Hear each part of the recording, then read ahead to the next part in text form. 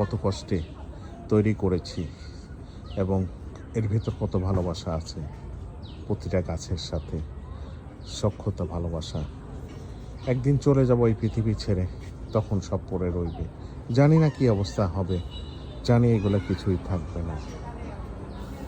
যেভাবে এদেরকে গাছগুলোকে আদর যত্ন করেছি, যেভাবে যত্ন নিয়েছি, হয়তো বা কেউ নিবে না, কিছুদিন পরে থাকবে, তারপরে এই গাছগুলি কোথায় চলে যাবে, বিলীন হয়ে যাবে জানি না। তারপরও চেষ্টা করেছি সবুজের পাশে থাকা এবং সবুজকে আঁকড়ে ধরে রাখার এবং সবুজ নিয়ে কিছু কাজ করার। যতটুকু পেরেছি কর্মব্যস্ততার মাঝে সবুজ ছাদ বাগান সোসাইটির মাধ্যমে যতটুকু সবুজকে বিলিয়ে দিতে পেরেছি, এখনও চেষ্টা করছি।